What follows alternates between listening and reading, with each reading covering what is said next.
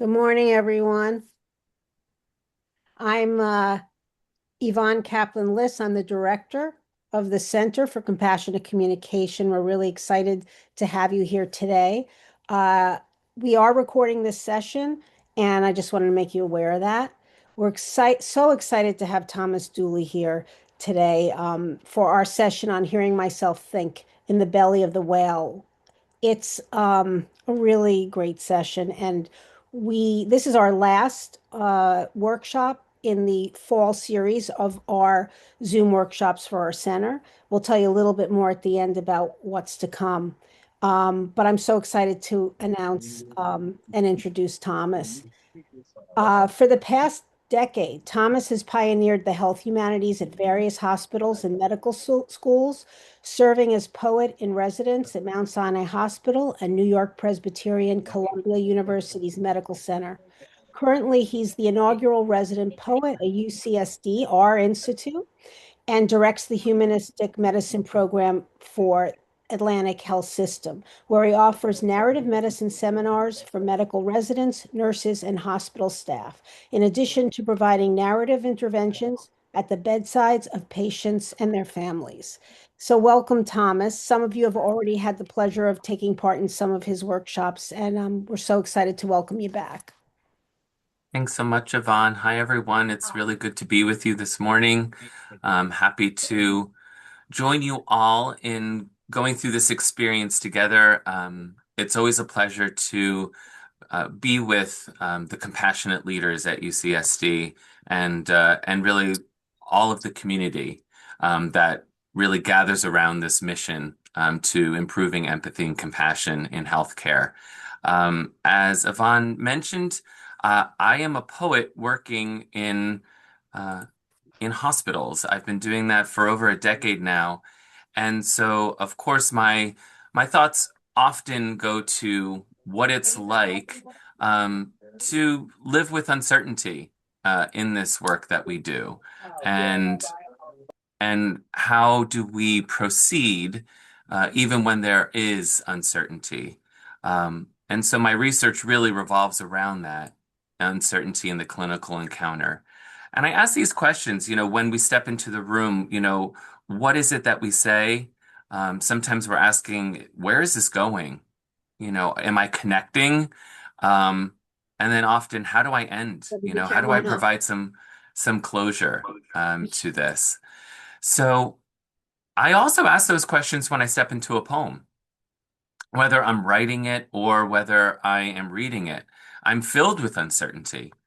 What do I say? Where is this going? Am I connecting? How do I end this? Um, so I often think that both provider and poet are actually quite aligned. We both want to know what's going on inside.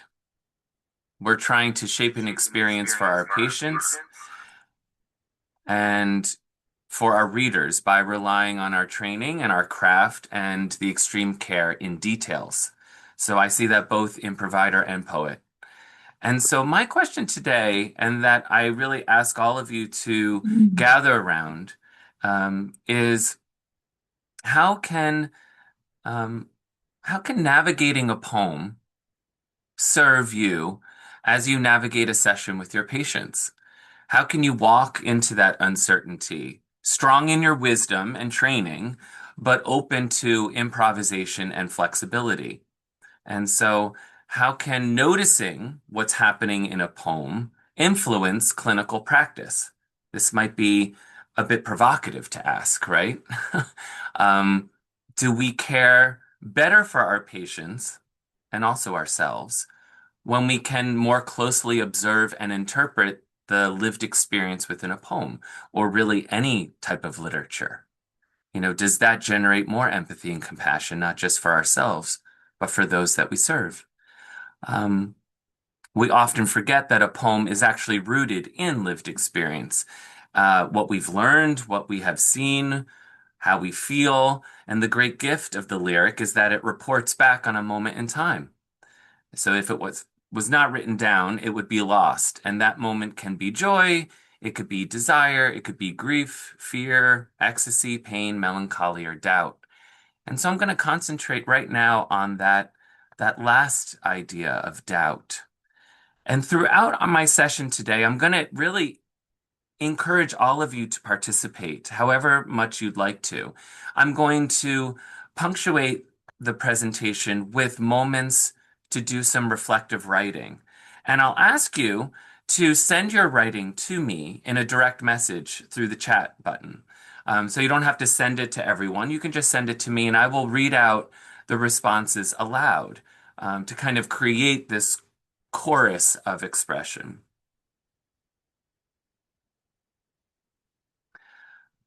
So when I think about doubt and uncertainty, I think about this metaphor being in the belly of the whale.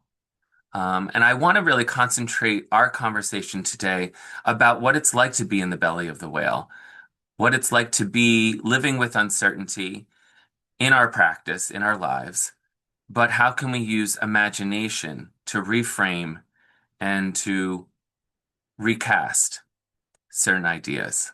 And so let's begin with an invitation. And my invitation to you is to write based on this prompt.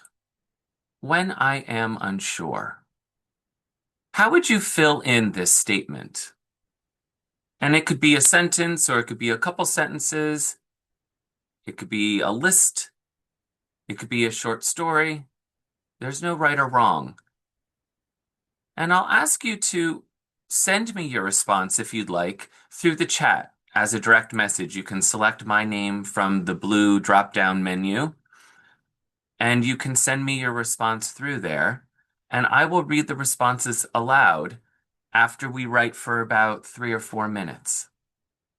So again, when I am unsure, how would you fill in the rest? I'll keep time, and then we'll come back and I'll read the responses.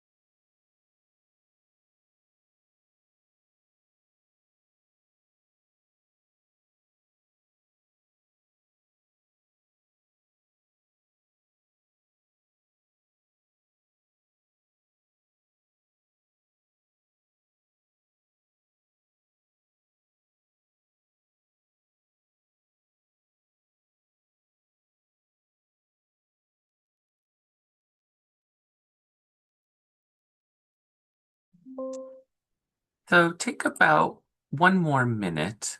We'll do 1 more minute of writing to this prompt. and then we'll come back together.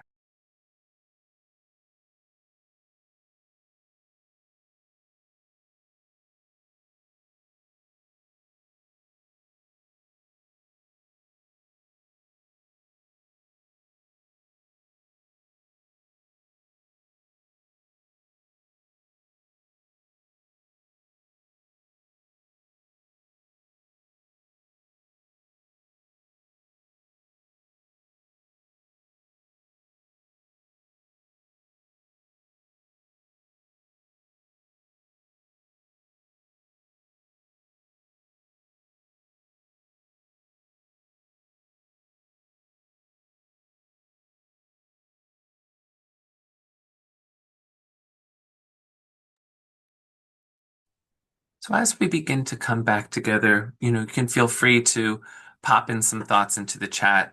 I'm going to begin to read some of the responses that are coming through. And I ask you all to really receive what your colleagues and those on the call are responding to. What surprises you about some of the responses? Um, what responses actually really resonate with you and remind you of your own situation? When I am unsure, I step into the realm of all possibility.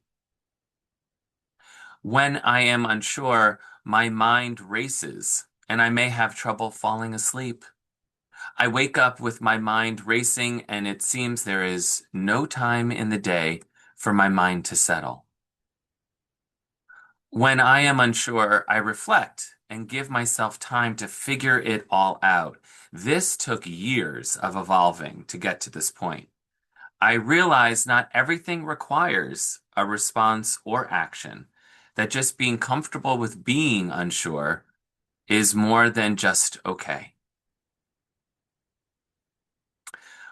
When I am unsure, I become quiet, freeze, and introspect. When I am unsure, I think carefully before making any decisions and or speaking up. I take my time and reflect on how this matters to me and others and the best course of action to take. When I am unsure, my stomach seems to shrink and my chest becomes more present. When I am unsure, I get stuck because to me, I need certainty. When I am unsure, the need to know grows as the uncomfortable feeling of uncertainty becomes more heavy. When I am unsure, I try to remind myself not to jump to conclusions. I tell myself I don't have to know everything, and that's okay to say I don't know. I remember that uncertainty is not a permanent state of being.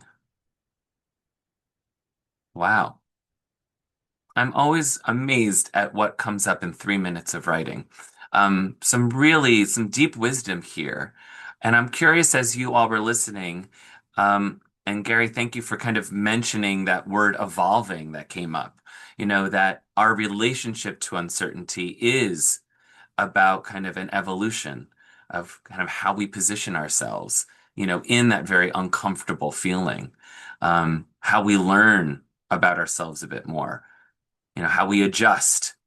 Was there anything that any of you heard in the responses read that really resonated or made you think of your own experience or maybe even surprised you? I really respond to, I remember that uncertainty, is not a permanent state. Yep, Pauline, you also mentioned that. Yeah, I think we forget that. Um, Another response that came in: when I am unsure, I am inconsistent in my reaction. I notice that I can act boldly, relying on instinct and intuition, trusting myself. I can use doubt and uncertainty to raise my awareness, and engage with an opportunity for creativity, invention, experimentation. I can also find myself undone by self-doubt, shrinking within, almost paralyzed by fear of a potential misstep. I really respond to this idea, and this is something we're going to discover in this next hour, um, is how to engage with an opportunity for creativity, invention, and experimentation. How to be improvisational. in the moment of feeling uncertain, in the moment of not knowing what to say. So thank you for trying that initial response. That's going to be kind of our fuel throughout this session, is really presenting to you some things that I have found really important in the clinical encounter and asking you, you know, let's compare notes. What have you seen? What have you experienced? How is this landing with you? I want to talk about three things today. Um, that really concern me as a poet. So, someone who is interested in the craft of poetry, but also someone who works in healthcare and who has found himself at the bedside of many, many patients and families, who's also been around the table with many, many medical residents and medical school faculty and veteran providers and nurses. Um, I find that these three aspects of poetry, three different kind of literary terms, actually really can fuel us in our care for patients. And so I'd like to introduce these ideas to you and also give you some examples of each of them. So we're going to talk a little bit about how important metaphor is in the clinical encounter. Especially that idea of the radiant image. When we think of radiance, um, we think a lot about illumination, how an image or an idea illuminates the situation. Um, and we'll talk about how important metaphors are and also sometimes how slippery they can be when we're trying to use very clear and concise medical language. Then I want to kind of introduce to you a really exciting aspect of poetry, which is called the volta, which is Italian for turn. It's the moment in the poem where you get a different perspective, where something shifts or changes, where you're invited into to either turn away or turn towards. And then something new that I've been experimenting a bit, which is an erasure poem, which is the idea of shifting the frame. So taking a piece of writing and actually taking out words and creating a whole new idea through that erasure of what's already there. But first, I'd like to just involve a little bit of a conversation around the idea of metaphor. And these are coming from a few different um, scientific studies and medical studies around the idea of metaphors being used in the clinical encounter. So, one of the things that some of these studies have asserted is that metaphors, at the very core, they're a transference of meaning. They're a way to understand something in terms of something else. You know, my life is like a roller coaster. This is kind of a cliche that we hear often, but when we really hear about, well, how is it like a roller coaster? That metaphor can actually really help us in understanding in deeper ways what is going on with ourselves and what is going on with the person in front of us.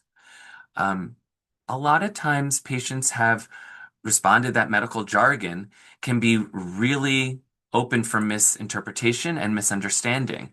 Um, Sometimes we feel like we're a little frozen and we can't ask, well, what does that actually mean? And so a lot of time providers provide metaphors to really enhance understanding around treatment or understanding around very technical or complicated ideas. And when we think about bioethics, we think about the idea of reason combined with imagination and how important imagination also is in dealing with very difficult and slippery ideas. Um, and that metaphors can facilitate this kind of imaginative rationality. The images, they can be examined, they could be categorized, they could be assessed. And there can be mutual understanding when we enhance the experience by use of metaphors. One study actually found that physicians use metaphors in almost two-thirds of their conversations with patients who have serious illnesses. and that physicians who used more metaphors were actually seen as better communicators. Patients reported less trouble understanding them and felt as though their doctor made sure they understood their conditions better. One of the things that came up in these studies is the idea of using the journey metaphor rather than the war metaphor. So, a lot of times I work with some oncology patients. Some of those patients find the idea of being a warrior to be a useful metaphor when they talk about their treatment and their survivorship.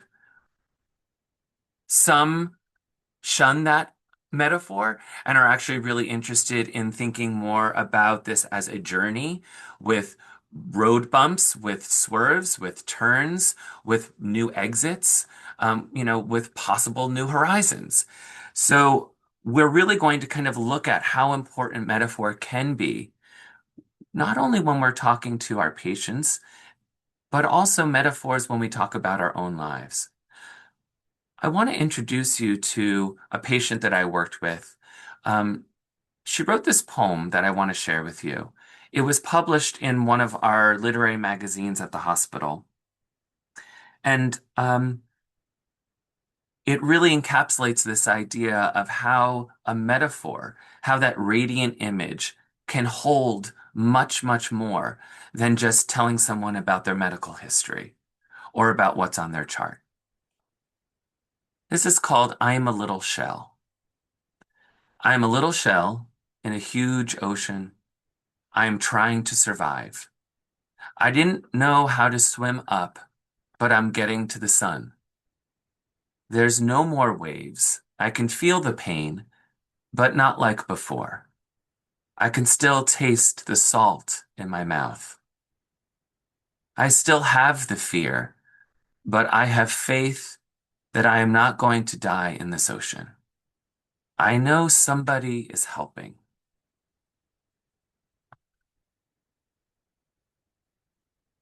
I don't know if anyone here has ever felt like a little shell in a huge ocean. I know I have.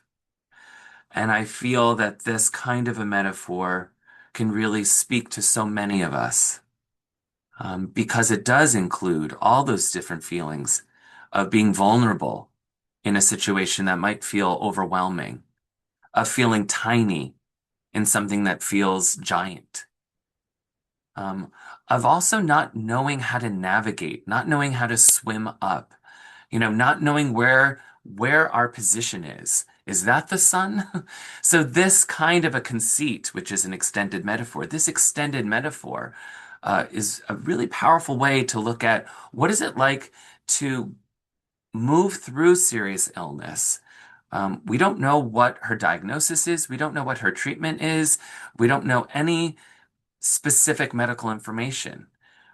But what we do know is that there are some very deep, some very intricate and intimate feelings of uncertainty, but also of some transformation. I can feel the pain, but not like before. Maybe they're having a little bit better of a day. I can still taste the salt in my mouth. I don't know if any of you have ever been kind of tossed around in the waves and you kind of get out of the ocean and you kind of taste the seawater. It's still there. And maybe like all day you kind of have that salty taste. That can also be the experience of pain. That can be the experience of grief, that the salt is still in the mouth. And she says, I have the fear, but I have faith that I'm not going to die in this ocean. I know somebody is helping. I'm always haunted by that last couplet. I know somebody is helping. And I don't know if that somebody is something spiritual or if it's an actual person, a provider, a nurse, or if that somebody is the self. I'm pulling myself up. I'm getting through this. I found new inner resources that I didn't know I had before. So I love the flexibility of interpretation in that last couplet. And on a given day, I read it differently. I want to open this up to anyone who would like to comment. What do you notice in this poem that you find to be particularly meaningful or interesting, maybe even surprising.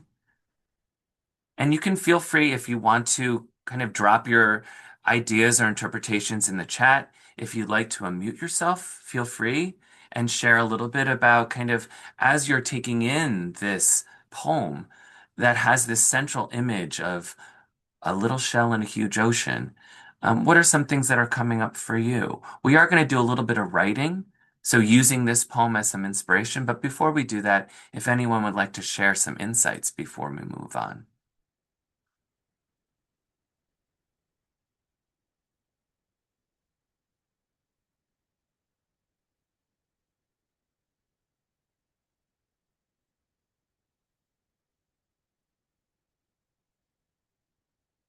I think just something that I was drawn to was I have faith that I'm not going to die in this ocean. I know somebody is helping. That not that I'm not going to die, but I'm not going to. So it felt for me like I'm not going to die alone. Um, Mm, and I thought that was, you know, it's not explicitly said, but yeah, that I just enjoyed that part. yeah, even the use of this ocean rather than the ocean is really powerful. It gets back to the idea that came up in our initial writing, about understanding that maybe this ocean is temporary. Maybe I'll be on shore soon. Maybe I'll be able to swim in another ocean, but I have faith that I'm not going to die in this ocean. Thank you for that, Wendy. I appreciate sharing that. And we'll use this poem as some inspiration to do our own writing. And again, an invitation for you all. So again, if you'd like to write in the chat, you can send me a direct message and I can read the responses aloud. Or if you prefer to just write in a notebook, that's cool too. But my question to you right now is, what metaphor describes your life right now? What image comes to your mind? For our author, it was a little shell in a huge ocean. I'm trying to survive. I didn't know how to swim up, but I'm getting to the sun. And I'm curious, what would be your metaphor for today, for your life right now? And I'll give us a couple minutes just to kind of dream that up. Think a little bit about what that metaphor and that image might be. You can drop it in the chat, and after a couple minutes, I'll read some of our responses.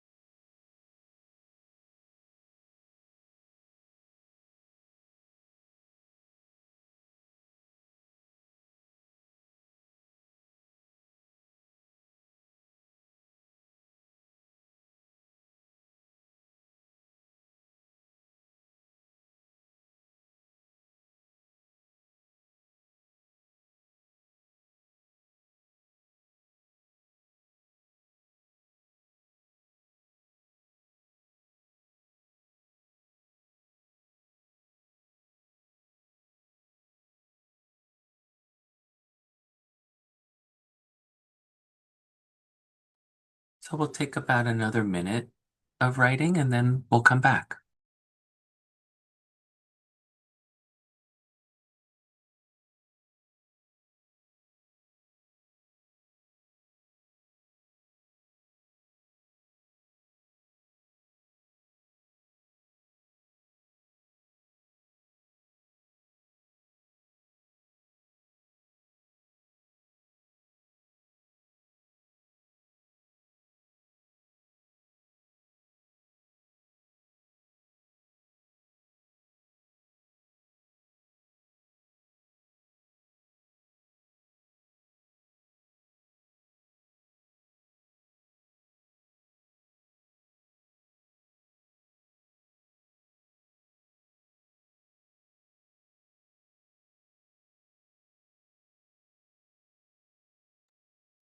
So as we begin to come back together, we see some of the responses in the chat. I am a big sky of opportunities. Beautiful. I am a piece of crochet. I'm really drawn to that idea of, all the many different, links of wool or acrylic, um, and what all those links mean when they create a patch or a piece. I am a swan growing in its grace. I am a lake that has the same water but appears different and often beautiful with its surroundings.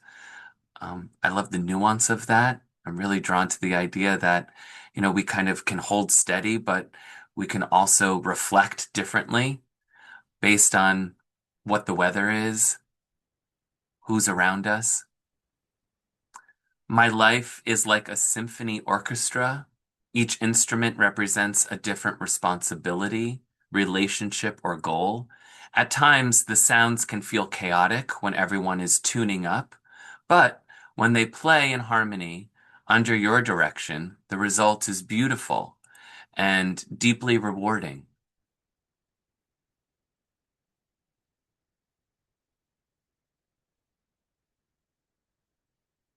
Really beautiful. So thank you for those responses. I also saw some people writing, in a different way. Oh, I am a steady flame in the storm. Beautiful. I see myself walking alone in a road that leads to the peak of a mountain. There are many small achievements that I want to conquer this year. So almost like conquering different bases when you climb a mountain. Um, Being alone is the important of all of these things I am doing for myself, for my own growth. This is interesting. I am a mop.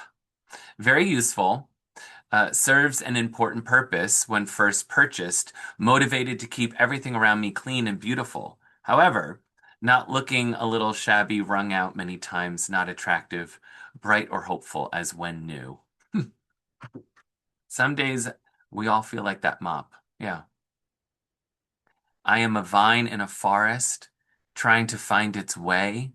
There is darkness at places where the foliage is thick, and also the ephemeral beauty of green life all around. I'm curious what it would be like to ask some of our patients or our students or even our colleagues, what metaphor describes your life right now? And see what comes up. Because those images, they are powerful. They they reveal something on a deeper level. They also invite conversation. Ooh, tell me a little bit more about how you're a piece of crochet. Um, Let me in on when you really feel like a mop. They invite in rather than turn away.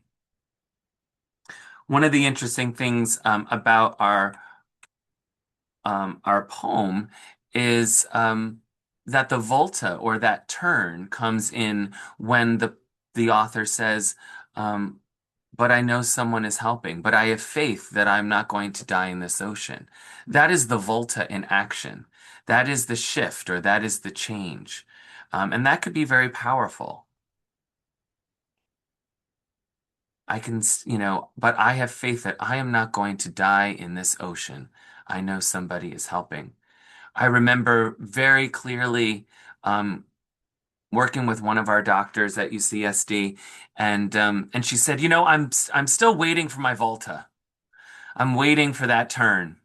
And I feel like that is a true embodiment of some of these ideas, some of these terms, is that we're waiting for that new perspective, or we're waiting for that shift.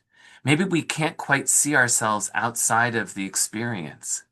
Maybe we're too much in it, but we're waiting for that volta.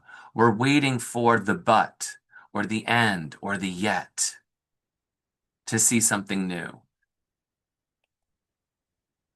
So thank you for writing a little bit.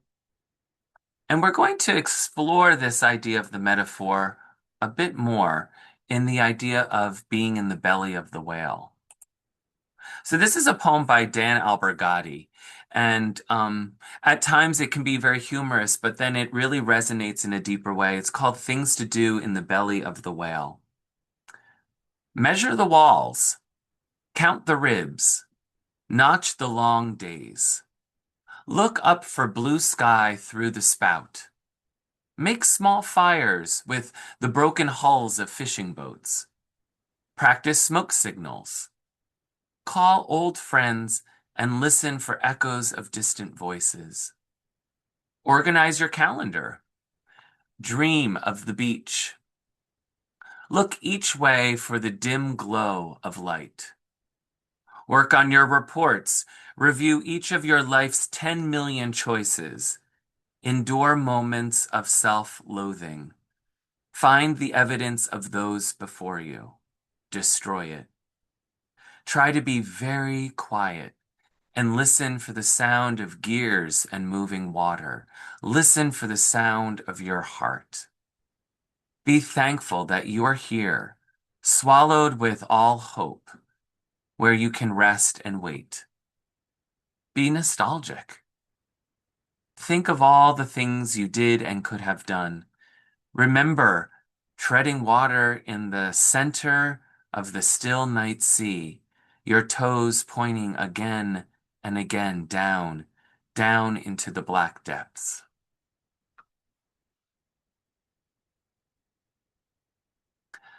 I think a lot of times when we feel like we are in the belly of the whale, or when we feel like we are in a moment of feeling stuck or uncertain or doubtful, and we can't quite see what the solution might be.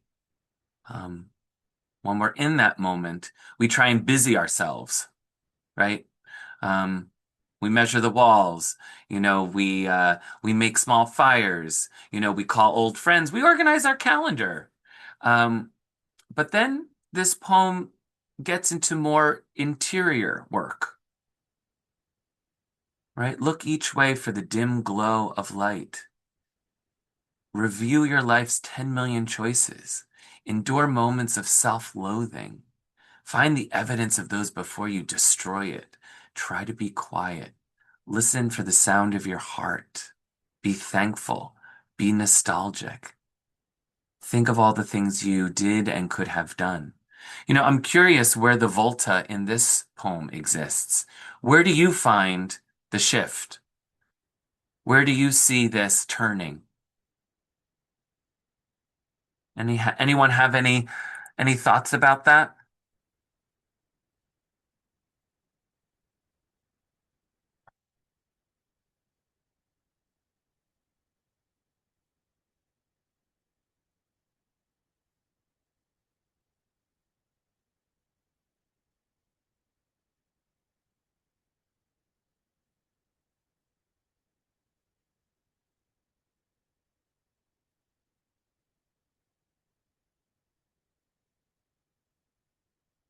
Yeah, look each way for the dim light. Yeah.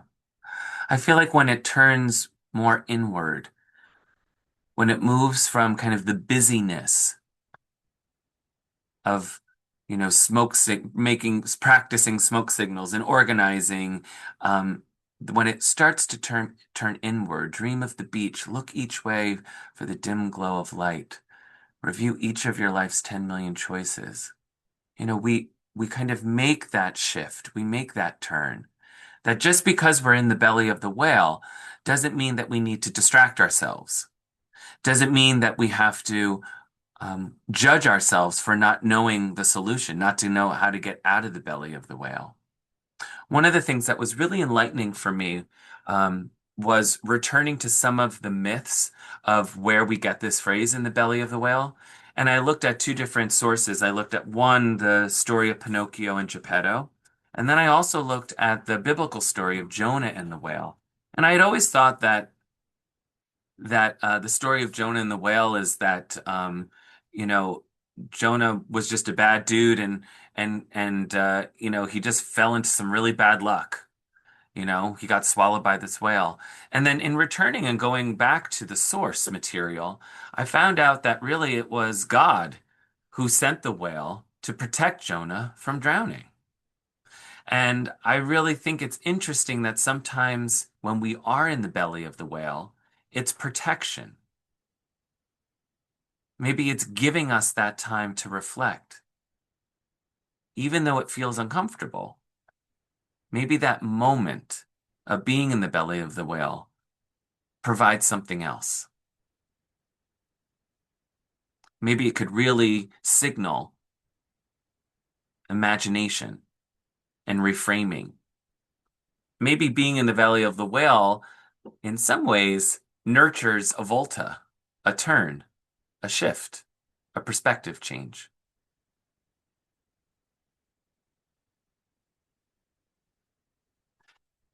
There are two images about this image of Jonah and the whale that I think are really interesting because when we think about the belly of the whale, I kind of think about being frozen or being stuck. Well, here's an image of Jonah and the whale. Um, there's something perhaps a little disturbing about that sea creature. I can't quite tell if he's being sucked in or spit out. I like the idea that maybe there's a little bit of mystery about that. Um, this does not look pleasant.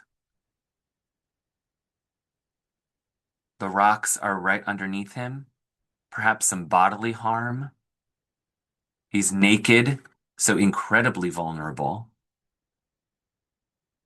Anyone else notice anything in this image that kind of speaks to you about the feeling of being in the belly of the whale, or kind of what that experience might be like? You can feel free if you have any observational thoughts, you can put them in the chat if you'd like.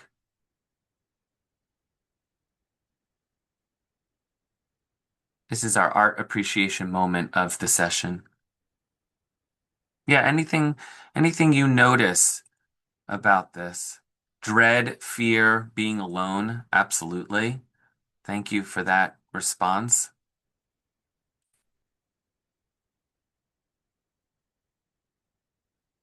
I can't quite tell if he's reaching up at the top right for that branch. If that's kind of like a moment of safety, security. The whale does not look like the beautiful image I would imagine. Yeah. It's not a very elegant, great blue whale, right? This is really kind of this almost looks like an oversized catfish or sea serpent. I mean, it looks like a bottom feeder rather than a majestic mammal. So, there's something really frightening about this image. A lot of helplessness. Thank you for that response. And this captures a feeling of being ejected from one terrifying situation into another. That's really interesting. Ejected from one terrifying situation into another. So going from like the uncertainty and the darkness of being in the belly of the whale, and then going into kind of the chaos and the fear and the fright of now being in the ocean, of being by the rocks, and makes one wonder if he is actually leaving the belly or just jumping into another. Um, And another response, even a strong person can be sucked into the belly of the whale. Yeah. I mean, you look at his body, he looks like he's pretty able-bodied. He looks like he could probably swim and lift, and yet even a strong person can be sucked into the belly of the whale. Thank you for that response. Same story, Jonah and the whale, but a different interpretation.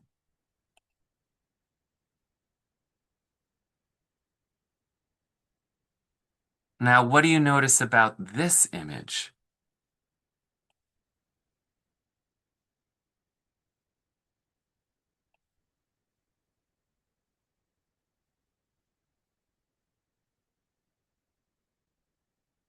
This is not this image, which someone said this is kind of a metaphor for burnout, which I love.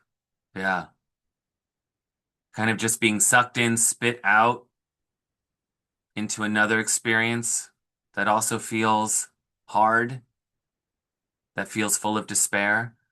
But yet, this is an aspect of being in the belly of the whale that feels much different. Solitude comes to mind, someone wrote. A lot of nurturing. Yeah, it's comfort in the fetal position. Yeah, there's something very kind of childlike about this. It looks like almost like an infancy, right? There's something fetal or womb-like about this image. And we often think about the womb as beginning of life, and sometimes, nurturing new ideas, new thoughts, right? Kind of gestating, right? Shelter, someone else wrote, kind of feeling protected, feeling like you have shelter, like a baby in the whale, comfortable, nestled, nurtured, a magic window we are privileged to see into. Hmm.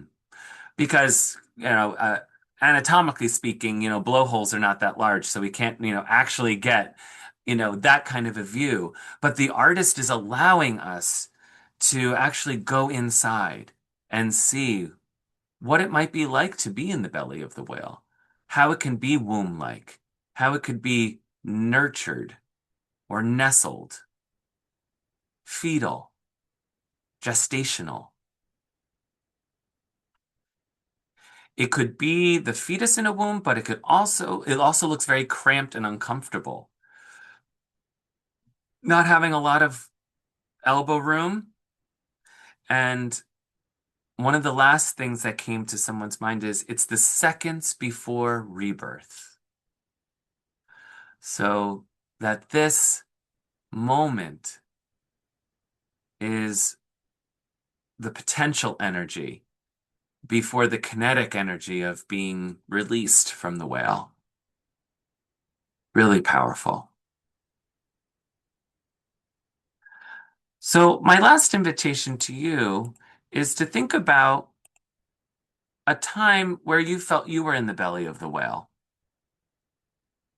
And you can write a few lines about that. When did you feel like you were stuck or feeling uncertain, where you didn't have a lot of room? Maybe it was dark. Maybe it asked you to slow down and to rethink. Some of us have said that the COVID-19 pandemic provided a lot of this experience of being in the belly of the whale. I'm not knowing what's outside of this experience. So feel free to write a little bit about this.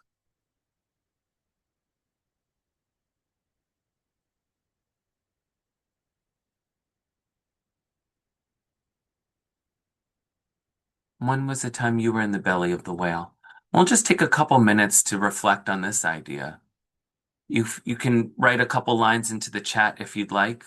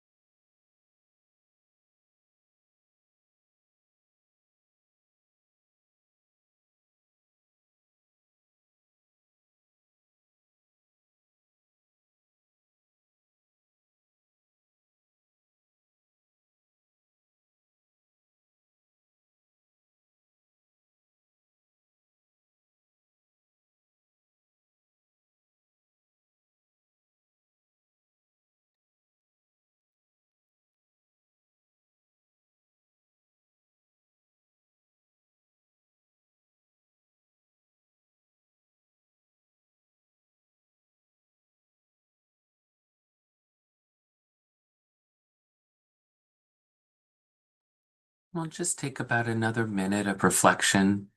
If you have something you'd like to put in the chat, please feel free. I'll read some of the responses.